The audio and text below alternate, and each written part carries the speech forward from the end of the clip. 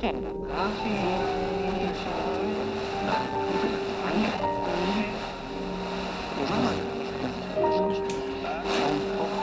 mort dans de bois, si on l'a vu mort.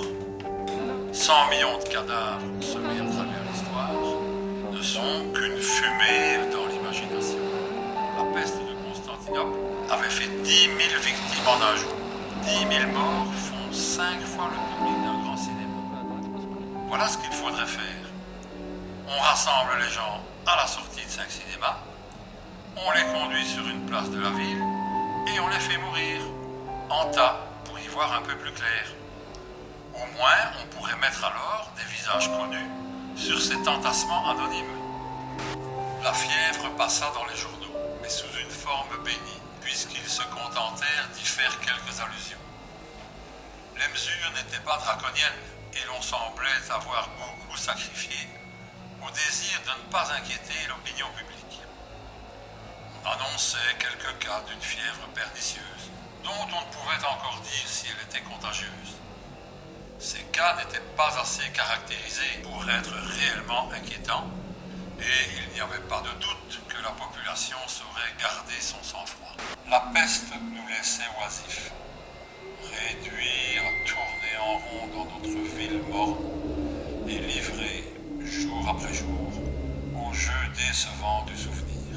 On eût dit que la terre, même où étaient plantées nos maisons, se purgeait de son chargement d'humeur, qu'elle laissait monter à la surface des furoncles et des sanilles qui, jusqu'ici, la travaillaient intérieurement.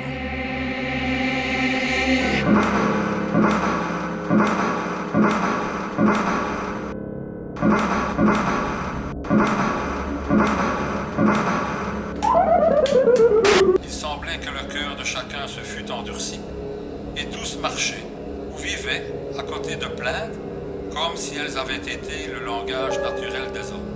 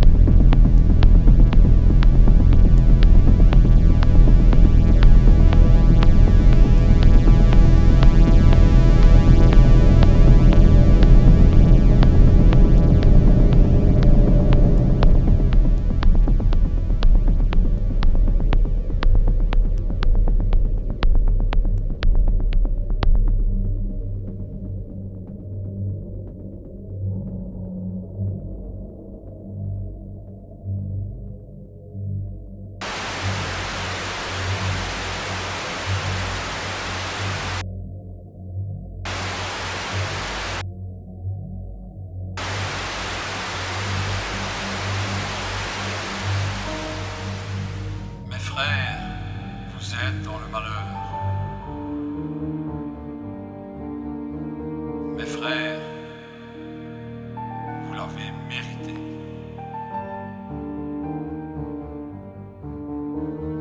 Dieu, déçu dans son éternel espoir, vient de détourner son regard.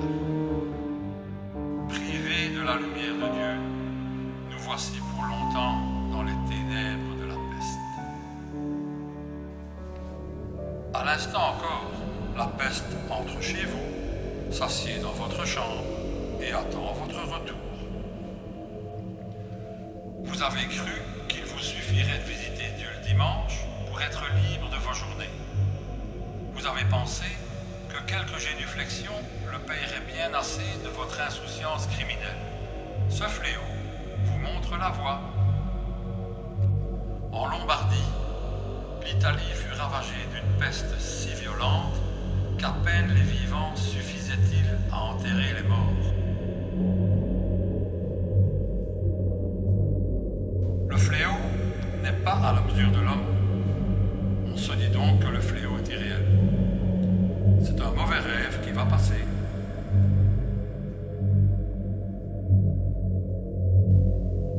Si l'épidémie ne s'arrêtait pas d'elle-même, elle ne serait pas vaincue par les mesures que l'administration avait imaginées.